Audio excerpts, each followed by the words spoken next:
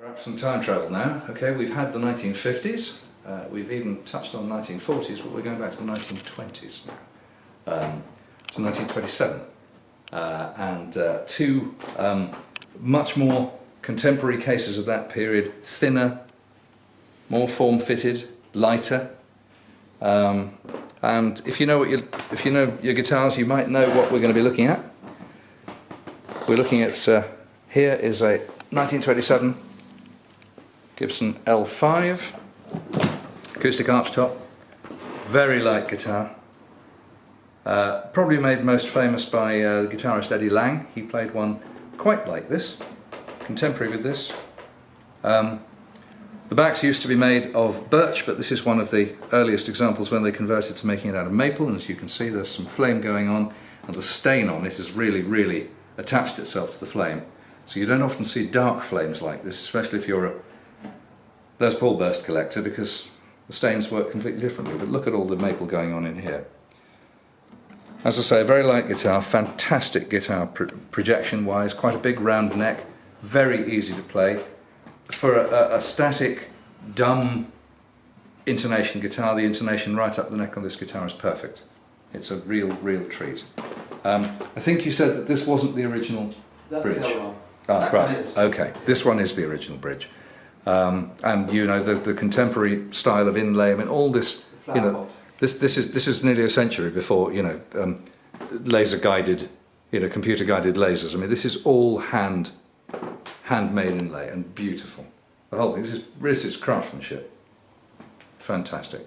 And from a time, you know, before pickups, before electricity, when it was just the acoustic guitar. This has a very sweet voice, this guitar. And I thought we might get its friend out. Yes, you've closed on me, haven't you? Oh, it's going sideways. That's it. Got it. Right, here we go.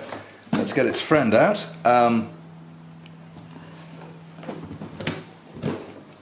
Same period. Here we go. Also from 1927, probably very slightly afterwards, because this is one of the first of the block inlays. But again, similar appointments, slightly different neck. The neck, the finish on the neck has the varnish on the neck has stayed intact. Incredible flame, like what do they call it? That shown Tiger's Eye. Tiger's Eye, yeah. It's like a cello, like the back of a cello. Like the back of a cello. And again, look here, again some action going on in the maple there. It's beautiful spray, isn't it? Like a Harry Potter moon. And again, very lively guitar. For my money, I prefer the feel of the other one, the worn feel of the back of the other one's neck. But it's a matter of personal taste. These are both incredible guitars. This is the one that doesn't have an original tailpiece. This is a replacement tailpiece. I dare say the owner would appreciate any tips as to where to find an original he could reinstate.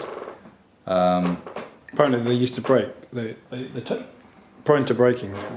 They just probably weren't made as heavily, and this would have had quite heavy strings on it once upon a time, and all the rest of it, you know. But I mean, by this time, you know, guitars had truss rods and stuff. And is there a story behind the ownership of the original owner? Both of these guitars were owned by a chap that you electric guitar fans will know for sure, a guy called Freddy Tavares, who is most famous for being the co-designer of the Fender Stratocaster, partner of Leo Fender's back in the 50s. And his history was that he was in dance bands in Hawaii back in the day, and these are the guitars, these are the actual guitars that he owned and played. And what was the name of the band? The Royal Hawaiians.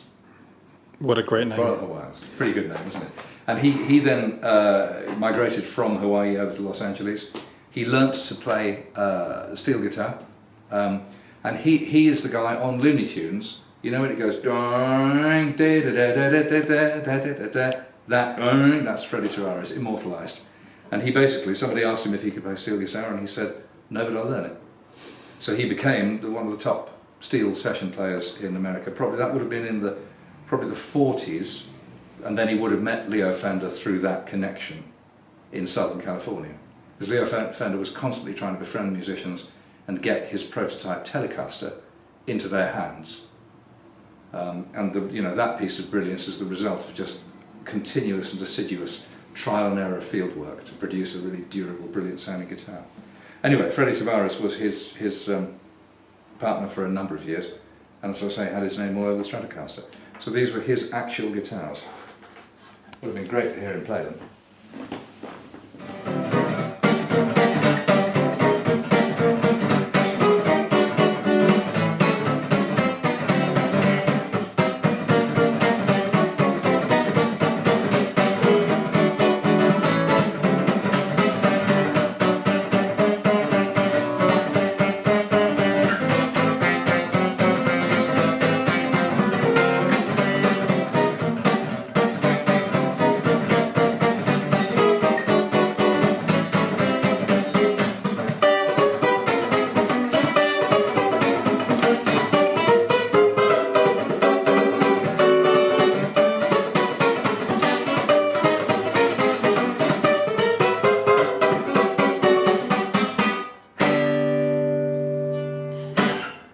Okay, next up, a couple more Guilds, early 60s. First up here is a 61 Starfire 3. It's a 3 because it's got a Bigsby on it, same aluminium Bigsby floating bridge, rocking bridge unit, Dynasonic pickups. Geeks, take note of the quite Gibsonish headstock style because we'll get back to that in a minute. This is a very light guitar. And it's in incredible condition. This is not a reissue. This is original. And a fully hollow body.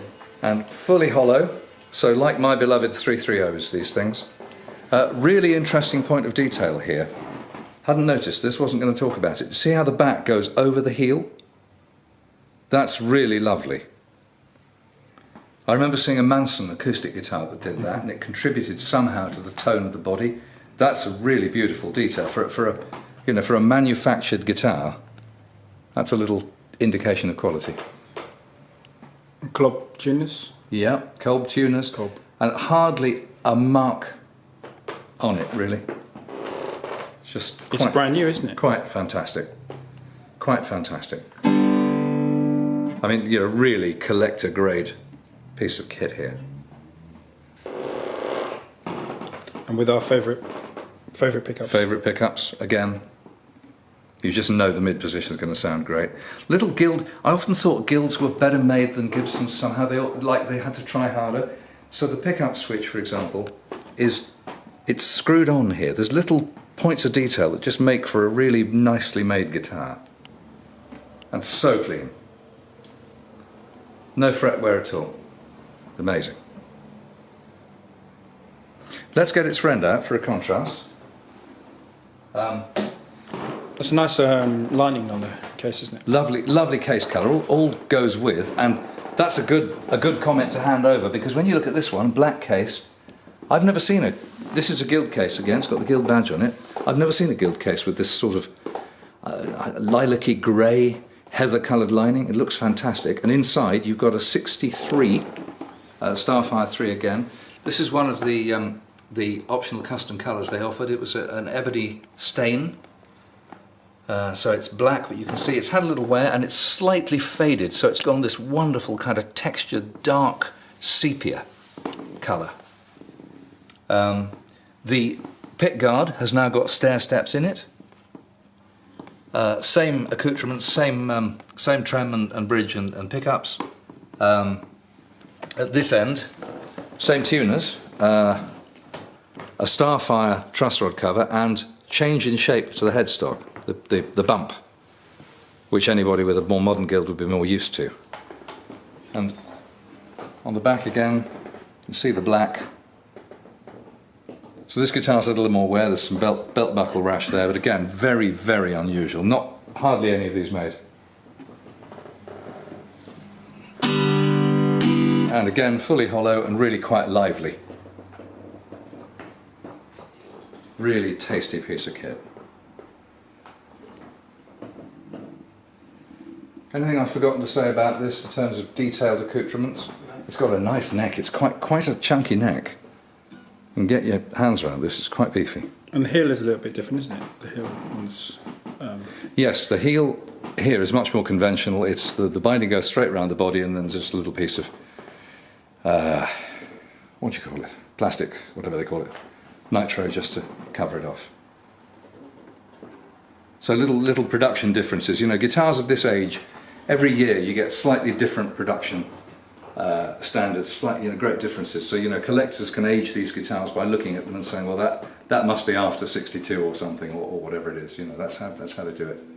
Of course, the interesting thing is that when you get things that shouldn't be, like, for example, these pickups, by the time this guitar was made, humbuckers were replacing these pickups. So this would have been probably a customer order to retain the previous style of pickup on this guitar.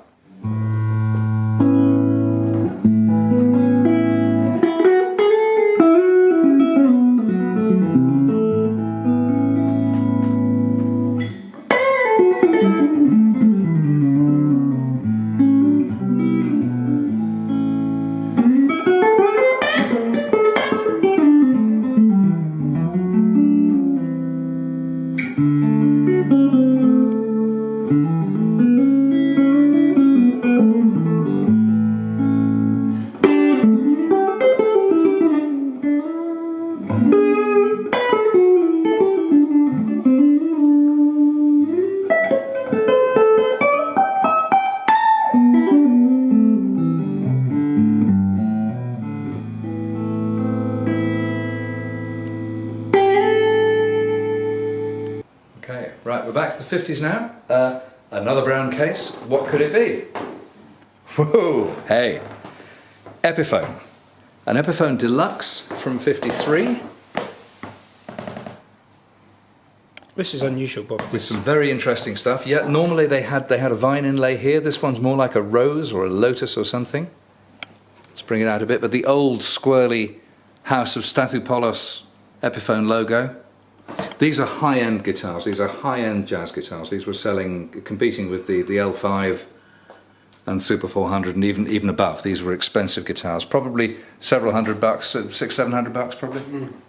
Which I think, like all these guitars, I think $700 was about half the annual average living wage of the time. So this is big money guitar. Lovely weight, not too light, not too heavy. Perfect, beautiful condition. Figure in the wood. Diamond pickups again. Dynasonic pickups, but with an unusual finish. First of all, gold metal surrounds, but also instead of having a plastic insert into a rail, these are actually full size. The Epiphone frequencator tailpiece, which is quite common on this and later guitars. Epiphone knobs. Is that a Telecaster? And a top hat switch tip, but in cream instead of black, echoing the Telecasters. So this was probably a piece of proprietary hardware in electrical shops at the time. I guess it's not patented. Beautiful knobs. It's quite beautiful unusual. Knobs. Yeah, and actually really nice to work to. You can when you're playing, you can actually feel where you are, which is great. But of the guitars we've played today, I find this one of the most harmonious. The balance, it's incredibly easy to play. These are 12s on it, and flat wounds, and that's not my style at all, but I find it really easy to play this guitar. And the sound is beautiful. The sound is sweet and present, and not really what you associate with single coil pickups at all. It's warm and rich, and that must mean that the wood is throwing a lot of its weight into it. It's a really wonderful guitar. And in lovely condition.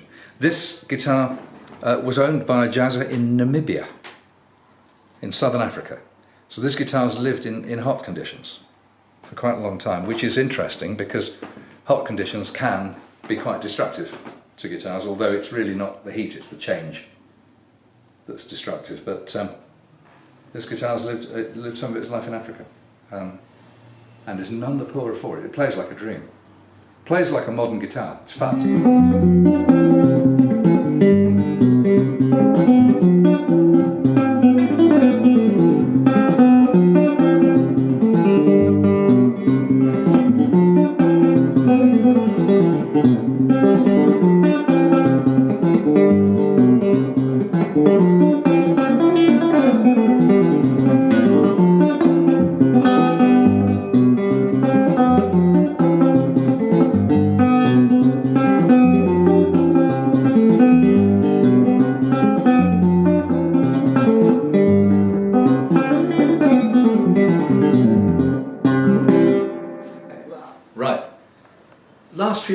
across in today's sesh. We're going to stay with Epiphones. We're coming more up to date. We're into the 60s now. This is a guitar that was quite popular in the early 60s in Chicago amongst the blues fraternity. So it's an Epiphone Riviera from I think 63, 62? 64. 64? Yeah.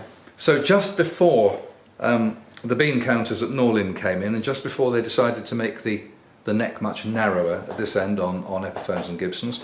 This is a Gibson-made Epiphone because Gibson had acquired Epiphone I think in about 1959 and gradually absorbed the production into their lines. It's got a block inside like a 335, so this is basically an Epiphone 335, but it's got some differences. It's got the nylon saddles on the Tune-o-matic, which are characteristic of that period. It's got mini humbuckers, like you'd see later, for example, on Gibson Gold Tops and stuff, but these were pretty unique to Epiphone back in the day. It's got the frequencator tailpiece again to compensate for the different string tensions. Quite a clever device, that. But, you know, typical Gibson reflector knobs of the period, Epiphone pickguard, and of course the other thing, at least they didn't actually do it from a cookie cutter thing. The Epiphones do have different shaped headstocks, so they're not like a rebadged Gibson. They are fundamentally different. This is a classic Epiphone headstock from the period with the mother of pearl logo, and whatever that little shape is called, that's common on Epis of that era, and also the E on the truss rod cover. Nickel Clusons, tuners, very clean again. Now this was popular amongst some of the bluesers in Chicago because these pickups, they're not as muddy and fat as regular humbuckers, they're quite sharp. So they could get some cut, a bit like a Stratocaster sound. Although Gibson then took that further with the introduction in '64 of the Firebird, and the Firebird pickups look like these, same shape, same size, without the screw holes, and they're even sharper. I think it's because they're made with different magnets, and they're really, the Firebird is like an ice pick. So this is a kind of halfway house between a humbucker and a Firebird. Funnily enough, as amps get better, these pickups are really coming back into fashion now, because they do sound really good through a good amp. But it's just that back in the day amps were often quite muted, and so you needed a really, really sharp guitar to cut through. So this is a great example, and it's joined by its compadre. Oh, by the way, original Epiphone case, classic grey outside, blue inside, and magenta tape over the tape to cover the hinges. So a classic one there. Here's his compadre. It's a Riviera 12 string. That's Sunburst, the 6 is Sunburst, the 12 is Royal Tan. Neither have faded very much, they're both very, very clean. This has a lot of the same appointments, so again it has a block down the centre like a 335. This, as a 12 string, will work better than a 335 12 string because it's got the slightly brighter mini humbuckers, whereas the 12 string 335 can be a little bit darker, a bit muddy. And the problem with 12 strings, if you've ever tried to amplify a 12 string acoustic, you'll know how difficult it is. There's so many harmonics and overtones going on in the guitar, it's almost impossible to amplify them well. They kind of turn into mush, but this one will jangle quite nicely. Again, lovely shape, quite a heavy guitar because it's got, you know, a dozen machine heads, a dozen Clusons. Again, unbelievably clean. Nobody was wearing a sharp belt when they played this. Very clean, all round. This was favoured by Carl Wilson of the Beach Boys, wasn't it? It was, and I think this was his favourite guitar. And there were very few of these made. This is 66. Early 66. Early 66. But again, it's kept the wideish nut. Because by that time Gibson were really compressing the nut, and if you imagine that's not particularly nice on a 6-string guitar. On a 12-string guitar, it basically means it's pot luck as to which string your finger actually lands on. But this is quite playable. It's also you can play lead on it. It's very fast. It's a very nice playing and nice sounding guitar. The only experience I have of electric 12 strings is a contemporary Rickenbacker. I have a 67 360-12, which is your classic jangle, and it's a wonderful guitar, but it takes over in a band, and also it's it's quite narrow. It's the opposite of a handful. Because I've got quite big fingers and it's quite difficult to fret the chords.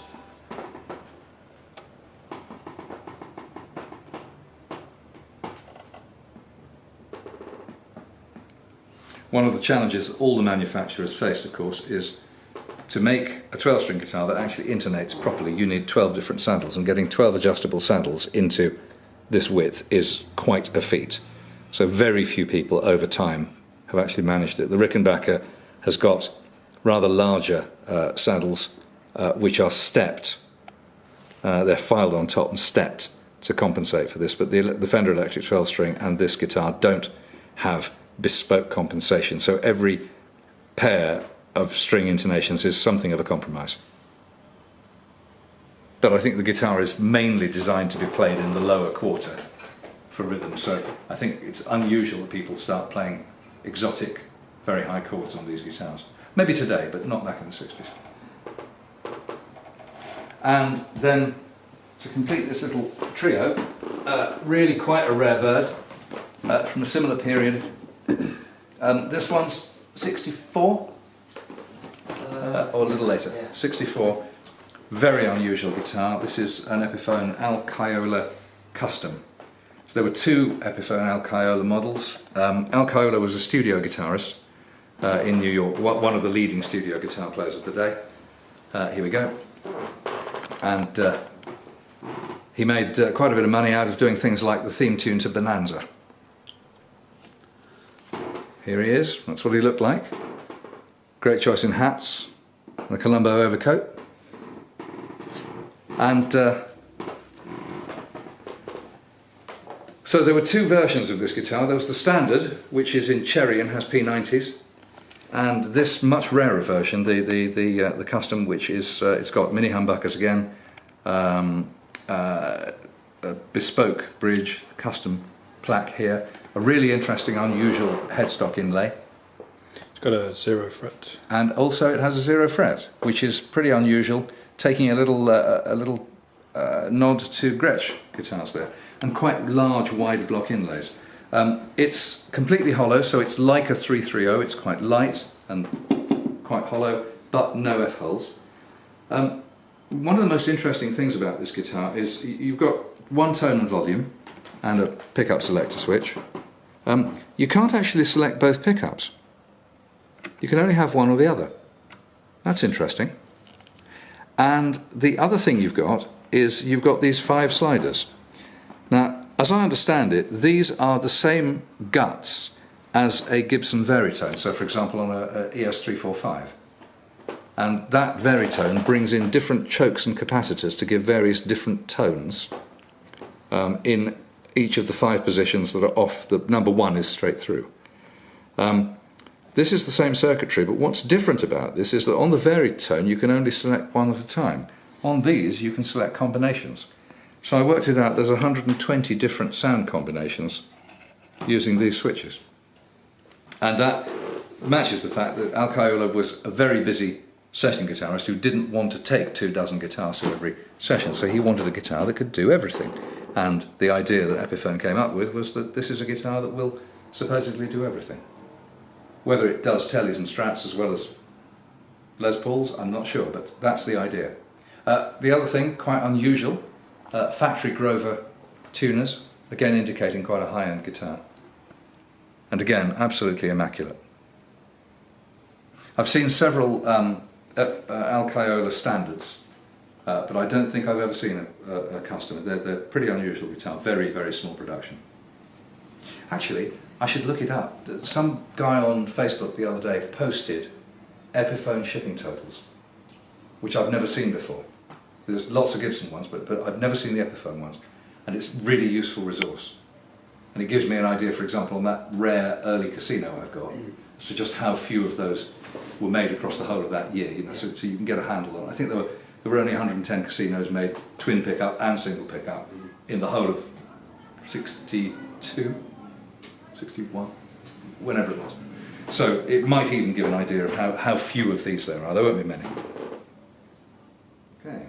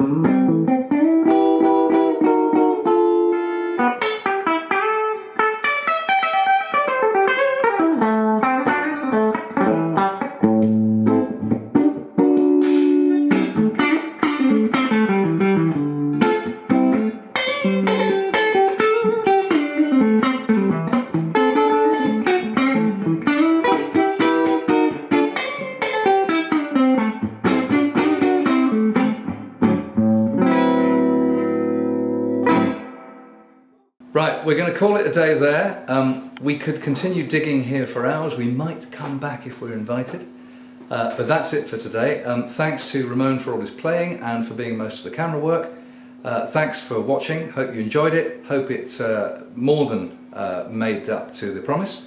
And keep watching, and we'll be doing more of these unboxings of some other chums, hopefully quite soon. Thanks. Bye.